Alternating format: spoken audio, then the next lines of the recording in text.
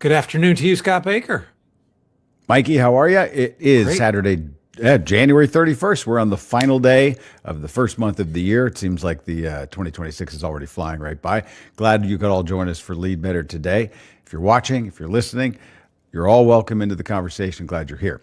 Today's field note that we'll be talking about deals with the issue of adversity. The title is How Overcoming Adversity Builds Emotional Maturity, which I think on the front end of this, we'd all say, yep, that's true. And by the way, these kids these days, they don't know anything about real adversity. They've got it too good. And we all kind of get into that trap. And the field note is about this, but it's about more than just adversity. It's about how this is an indicator of talent. There's also the elements of what goes into making yourself a little more adversity capable. That would be the word, right? So I don't know if you have a particular story in your over your work life where there was a particular moment that illustrates this, or if this is one of those ones where you're like, it's just too stoic stuff. No, I think that I could point to something in my mid-30s that happened that many people, as I tell the story, it sounds like, oh, you overcame a lot. Like, I can't believe that you did that. Like, I can get those kinds of reactions out of that particular story. At that time, in that moment in my life, I didn't think of what I was doing as particularly remarkable as overcoming, because I think most of the things that are in your and my life that allowed it to be a natural thing in our 20s and 30s and 40s to overcome those things happened as a result of what we built when we were children. Sure. Yeah. And I think there is a great deal of that that's sort of baked into probably some of our genetics, some of that environment that we were raised in, some of that just shapes your overall sort of psychological framework. Yeah.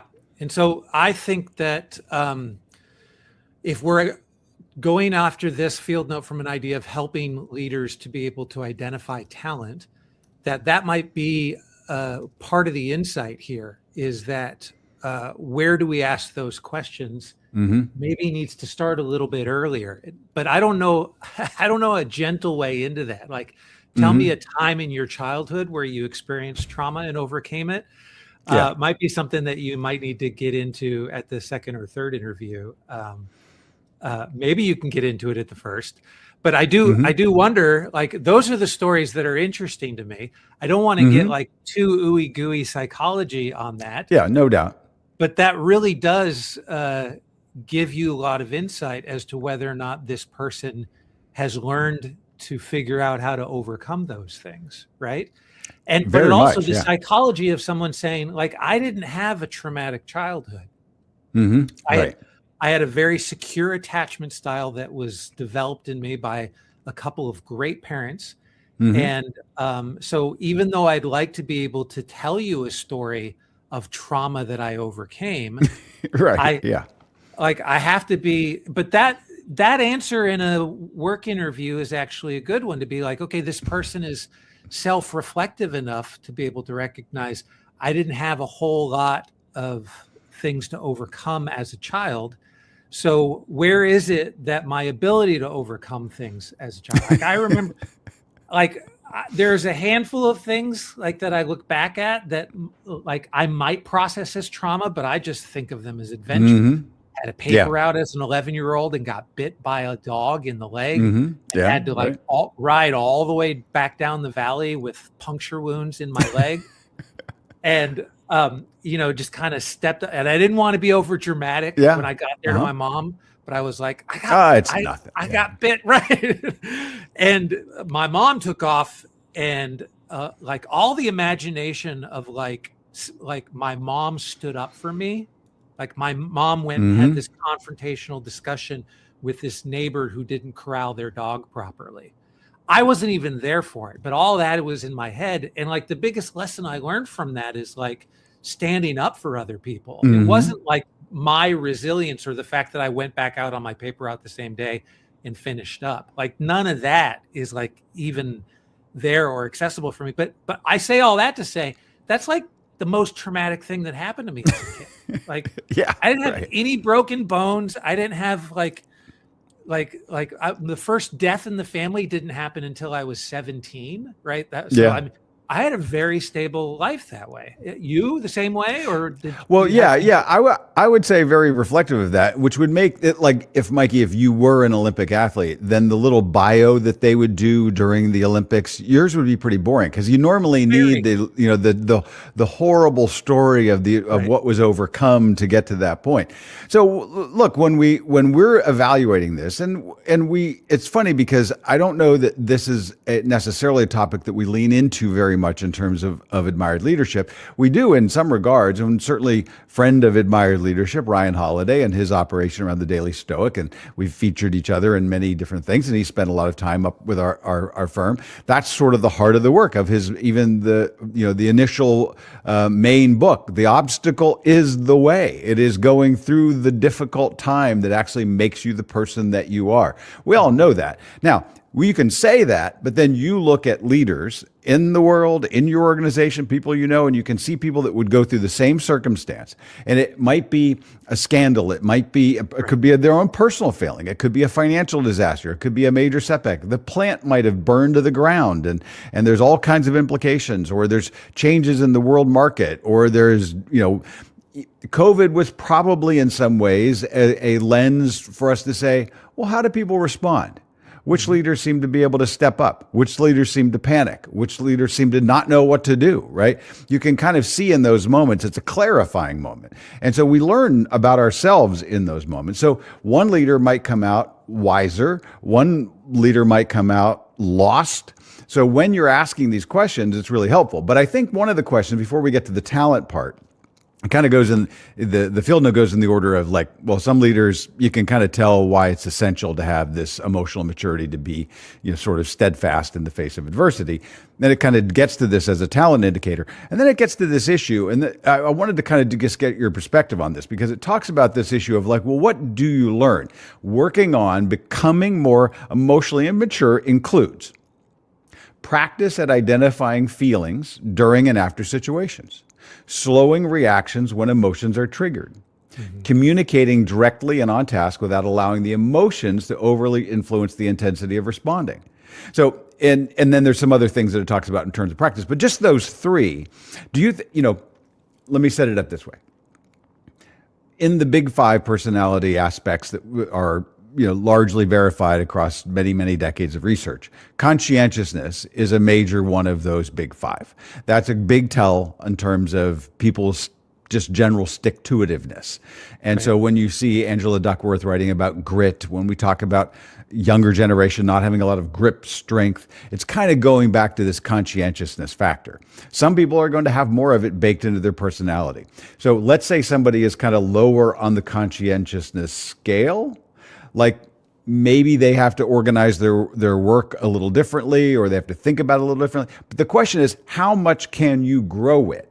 I think that's the question. And can you intentionally put yourself, does adversity because you did a triathlon map onto your ability to handle adversity in the workplace or through personal challenges at home? I'm not sure. So what's your thought? I went through an exercise as a 15-year-old where it wasn't specifically about conscientiousness, but it was everything about conscientiousness, right? And we wore this little stick around our necks. We were away at this camp, and it was actually, for a 14-year-old, it was a basic leadership training. Okay. It's so funny. Red hats. We wore BLT for basic leadership training on these bright red hats. Okay. And so we were called the tomato heads because it was BLT. Right. Anyway, one of the exercises that they did was like because there was this piece of scripture that said to capture every thought, bring it into subjection, which is Old Testament scripture. Right.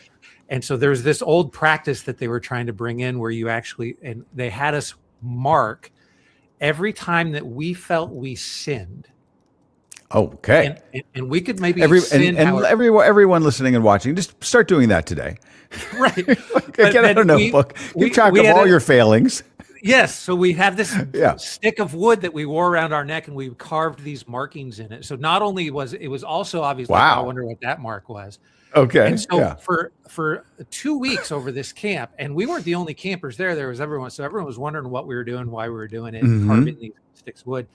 And it was kind of remarkable, that exercise, to the attempt to capture every thought and be like, you are doing a searching moral inventory, right, as they say. Yeah. Right. Plus, you've got an entire group of people that are all doing it at the same time. So you felt a little guilty when you saw your friend whittling away at his stick, and you hadn't marked anything in 2 days. Yeah. You're like, I'm pretty peaceful. Yeah. Yeah. Right. Good over here. So it was that kind of thing is like an environment that I grew up in, where those kinds of exercises to control your thoughts and to control your actions was something that, so there's a way to talk about it where the entire religious cycle that I was in was more about sin management more than anything else. Gotcha. Yeah. Which is a bad thing. But I think it equipped me specifically with being very stoic in a way. Even though we rejected the ideals of stoicism, we were actually doing these practices in a way that actually created this this thing. So I actually do think it can be grown. I don't think it's related so much to just your personality that it's not something that can be developed. I think that there might be some weird strong arm tactics to actually get you to agree to do the exercises that actually would result in growing that more. But if you're possibly so. And a lot of times people just think of it as, oh, you just need to meditate for 15 minutes a day. And people are like, well, how could that get there? But even meditating, like subjecting yourself to that quiet for 15 minutes is something a lot of people aren't willing to put up with, right? Sure. Because they just evaluate what's at the end of this. I don't even want it. Like, so this notion of like taking 15 minutes to just be reflective, not be productive, not think of anything except just allowing thoughts to come to you. And then like 5 minutes into that, you're like, I'm done. I can't do this for another 10 minutes. Right. Right. But it's a weird.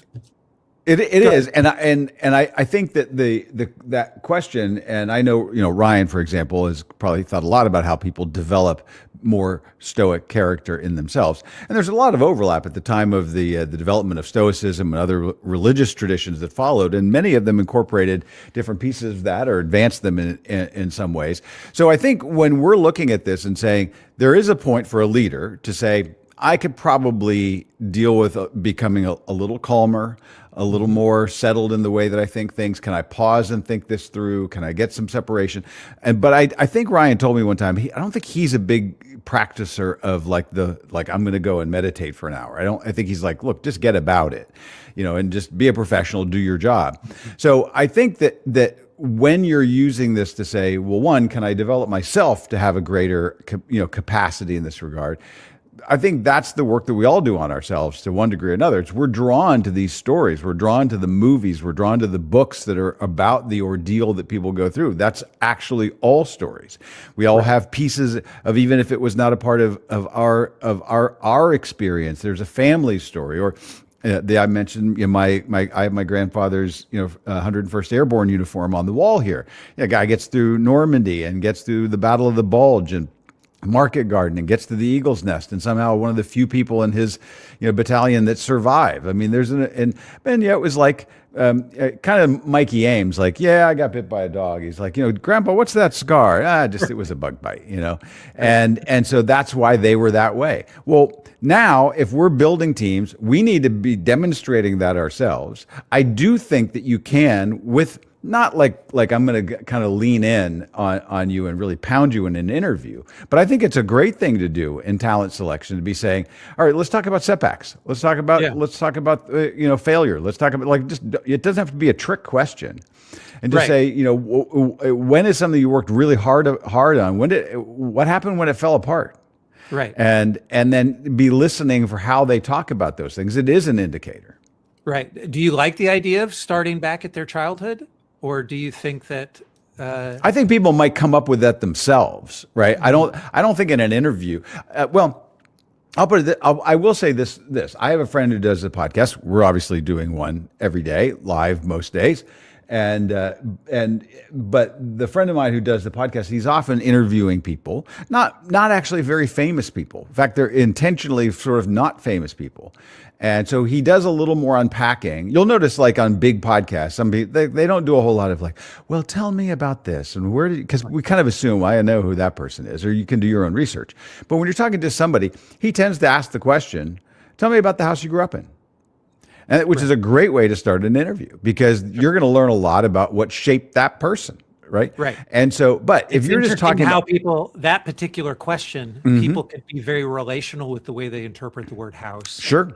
Or they can be physical about the way so like just how people respond to the word house that you grew up in. Yes, exactly right. Yeah. Now you said, for example, that you were, you had the benefit of two really great parents.